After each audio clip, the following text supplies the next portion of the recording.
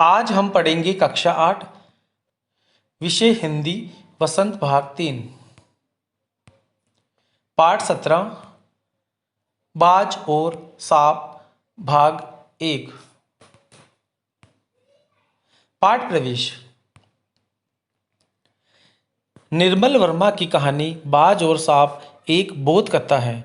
इस कहानी के आधार दो पात्र हैं, बाज और सांप। इसमें सांप को कायर प्रकृति का जीव दिखाया गया है, किंतु बाज को स्वतंत्र प्रकृति का। यह बहुत ही सुंदर कहानी है। इस कहानी के माध्यम से लेखक हमें बताना चाहते हैं कि किस तरह से हर प्राणी अपने स्वभाव के कारण अलग अलग व्यवहार करता है। जिस तरह से एक सांप को कायर डरपोक किस्म का बताया गया है और बाज को स्वतंत्र आज़ाद किस्म का। आसमान में स्वतंत्रता से उड़ना उसे बहुत अच्छा लगता है, जबकि सांप अपने ही बिल में चुपचाप शांतिपूर्वक एक कायर जीवन व्यतीत करता है। अब हम पाठ की व्याख्या करेंगे। समुद्र के किनारे ऊंचे पर्वत की अंधेरी गुफा में एक सांप रहता था। समुद्र की तूफानी लहरें धूप में चमकती, झिलमिलाती और दिन भर पर्वत की चट्टानों से टकराती रहती थी। अब इसमें एक कठिन शब्द है। गुफा यानी अंधेरा, गड्ढा, तूफानी यानी बहुत तेज। लेखक कहते हैं कि एक समय की बात है, समुद्र के किनारे ऊंचे पर्वत की अंधेरी गुफा में एक सांप रहता था। समुद्र की लहरें बहुत तेज तूफानी रूप ले लेती थी और धूप में चमकती, झिलमिलाती पर्वत की चट्टानों से टकराती रहती। ऐसा दृश्य समुद्र के किनारे अक्सर देखने को मिलता है। कुछ ऐसा ही दृश्य कहानी में लेखक द्वारा प्रस्तुत किया गया है कि समुद्र के किनारे गुफा है, उसमें एक सांप रहता है और वहाँ पर समुद्र के किनारे जो लहरें हैं वह धूप में चमकती, झिलमिलाती, सुंदर दिखाई देती है। पर्वत की अंधेरी घाटियों में एक नदी भी बहती थी। अपने रास्ते पर बिखरे पत्थरों को तोड़ती, शोर मचाती हुई यह नदी बड़े जोर से समुद्र की ओर लपकती जाती थी। अब इसमें एक कठिन शब्द है। घाटियों, दो पर्वतों के बीच का पतला रास्ता। लपकती यानी वेग या गति। लेखक कहते हैं कि पर्वतों के बीच में अंधेरी घाटियों में एक नदी भी बहती थी। वह नदी अपने रास्ते पर बिखरे पत्थरों को तोड़ती हुई, शोर मचाती हुई अपने तेज वेग के साथ समुद्र की ओर बहती जाती थी। अक्सर पहाड़ों से निकलकर झरने, नदियां आखिर में समुद्र में जा मिलते हैं। जिस जगह पर नदी और समुद्र का मिलाप होता था वहाँ लहरें दूध के झाग सी सफ़ेद दिखाई देती थी। अपनी गुफा में बैठा हुआ सांप सब कुछ देखा करता। लहरों का गर्जन, आकाश में छिपती हुई पहाड़ियाँ, टेढ़ी मेढ़ी बल खाती हुई नदी की गुस्से से भरी आवाज़ें। अब इसमें एक कठिन शब्द है। मिलाप यानी मिलन, गर्जन यानी घोर ध्वनि करने की क्रिया, टेढ़ी मेढ़ी यानी तिरछी मिर्ची, बल खाती यानी लहराना। जहां समुद्र और नदी का मिलन हो रहा हो वहां पर तेज धारा के कारण ऐसा लगता है जैसे कुछ सफेद दूध के झाग बन रहे हों। अपनी गुफा में बैठा हुआ सांप यह नज़ारा अक्सर देखा करता था कि सामने नदी बह रही है और उनसे बहुत तेज आवाज़ निकलती है। जब अंधेरा हो जाता है तो घने आकाश में पहाड़ियाँ भी छुप जाती है और पहाड़ियों से टेढ़ी मेढ़ी बहती हुई नदी गुस्से से भरी आवाज़ें निकालती हुई समुद्र की ओर बढ़ती जा रही है।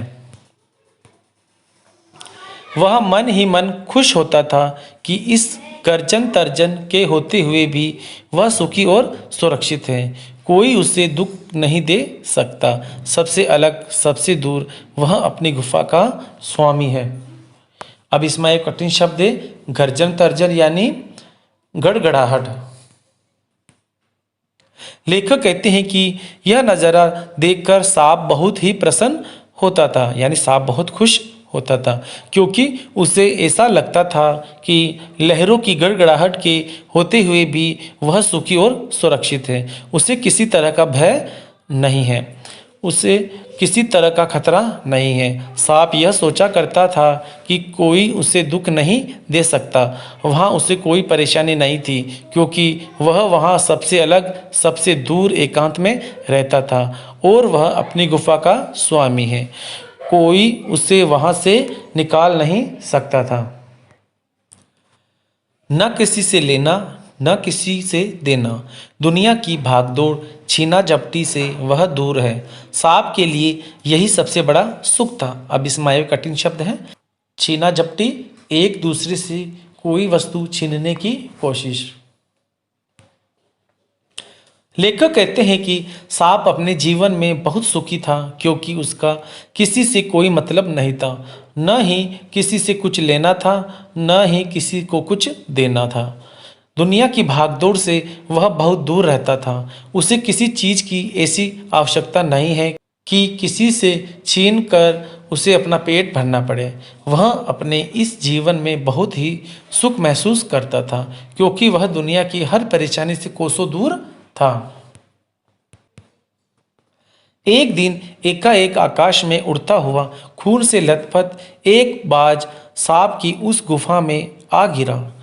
उसकी छाती पर कितने ही जख्मों के निशान थे, पंख खून से सने थे और वह अधमरा सा जोर शोर से हाँफ रहा था। अब इसमें एक कठिन शब्द है, एकाएक यानी अचानक, खून से लथपथ भीगा हुआ, जख्मों यानी चोट, अधमरा सा घायल, हाफ सांस की गति का तेज होना।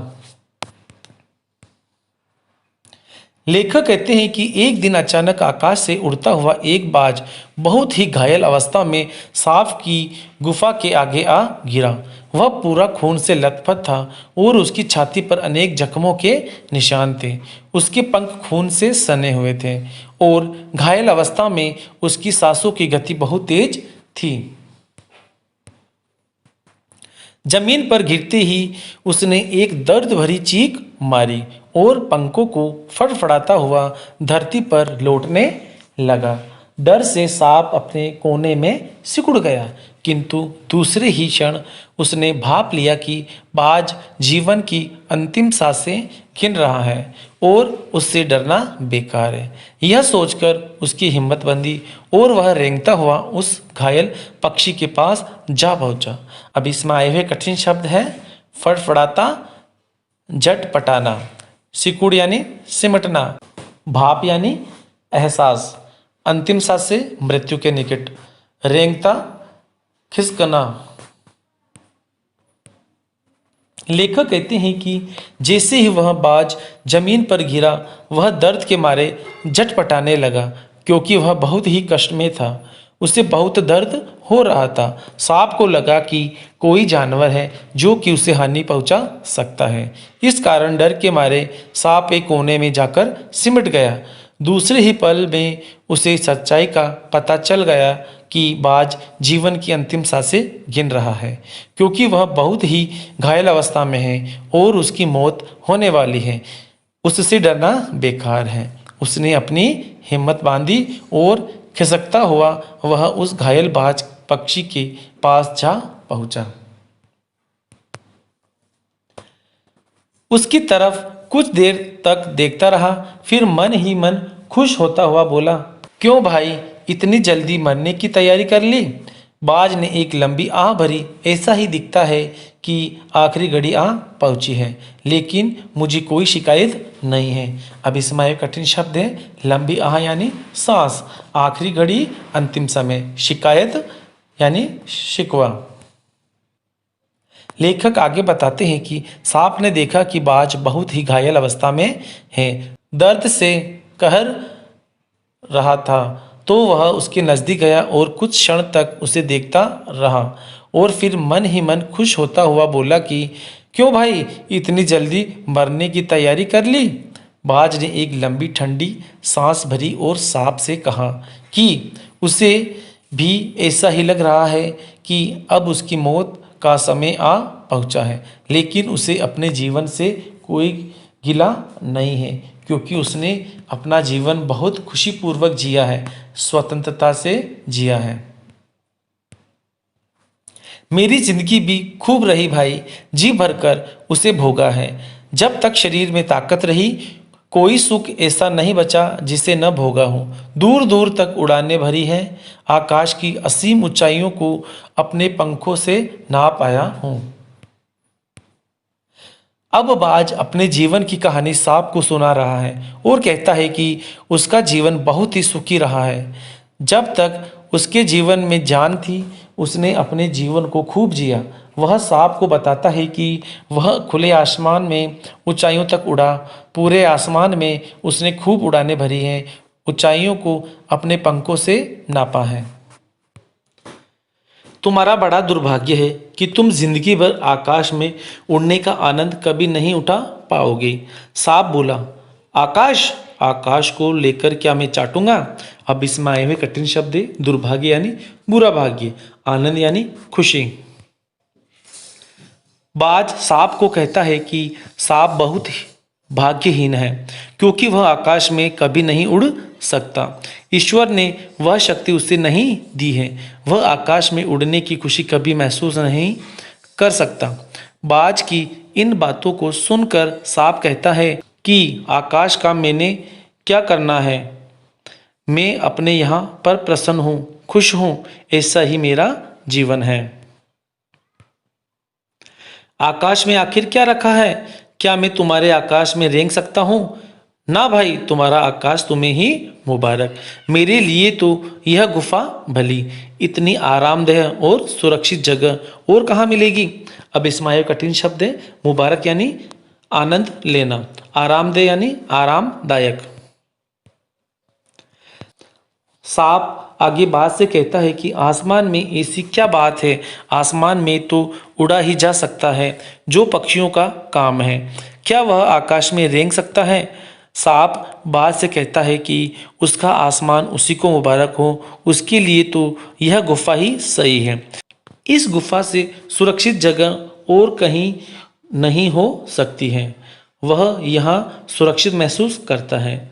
उसे वहाँ किसी से कोई हानि नहीं है, कोई उसे नुकसान नहीं पहुँचा सकता। सांप मन ही मन बाज की मूर्खता पर हंस रहा था। वह सोचने लगा कि आखिर उड़ने और रेंगने के बीच कौन सा भारी अंतर है। अंत में तो सबके भाग्य में मरना ही लिखा है। शरीर मिट्टी का है, मिट्टी में ही मिल जाएगा। अब इसमें ये कठिन शब्द है मूर्खता यानी बेवकूफ़ी, कौन सा भारी यानी ज्यादा। सांप को ऐसा लग रहा था कि बाज एक मूर्ख पक्षी है और वह उसकी बातों पर मन ही मन हंस रहा था कि आसमान में उड़ने पर वह घायल हुआ है, फिर भी उड़ने की बात कर रहा है। रेंगने में और उड़ान भरने में सांप को कोई ज़्यादा अंतर नहीं लग रहा था। सांप को ईश्वर ने रेंगने की शक्ति दी है और पक्षियों को उड़ान भरने की। सांप सोच रहा था कि जीवन के अंत में तो सभी को मरना ही है, क्योंकि यह शरीर मिट्टी का बना है और मिट्टी में ही मिल जाना है, तो कोई रेंगे या उड़े क्या फर्क है। अचानक बाज ने अपना झुका हुआ सिर ऊपर उठाया और उसकी दृष्टि सांप की गुफा के चारों ओर घूमने लगी। चट्टानों में पड़ी दरारों से पानी गुफा में टपक रहा था।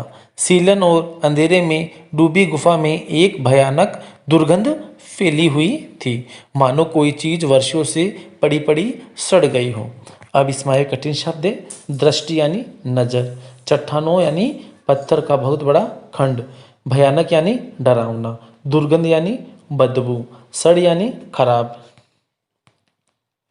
सांप ने जब यह कहा कि बाज के आसमान से उसकी गुफा ज़्यादा अच्छी और सुरक्षित है, तो बाज ने अपना सिर थोड़ा ऊपर उठाया और सांप की गुफा के चारों ओर से ध्यान से देखने लगा।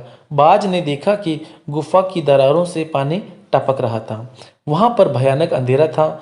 वहाँ से बहुत ही गंदी बदबू आ रही थी, क्योंकि वहाँ पर कोई सूरज की किरणें नहीं पहुँचती थी। वह दुर्गंध ऐसी थी जैसे कि वहाँ पर कोई चीज़ वर्षों से पड़ी पड़ी सड़ रही हो, बेकार हो रही हो। बाज के मुंह से एक बड़ी जोर की करुण चीख फूट पड़ी। आह! काश में सिर्फ एक बार आकाश में उड़ पाता। बाज की ऐसी करुण चीख सुनकर सांप कुछ सिटपिटा सा गया। एक क्षण के लिए उसके मन में उस आकाश के प्रति इच्छा पैदा हो गई जिसके वियोग में बाज इतना व्याकुल होकर छटपटा रहा था। अब इसमें एक कठिन शब्द है, करुण यानी दया, सिटपिटा सा यानी घबरा, एक क्षण यानी पल, वियोग यानी अलगाव, व्याकुल यानी परेशान।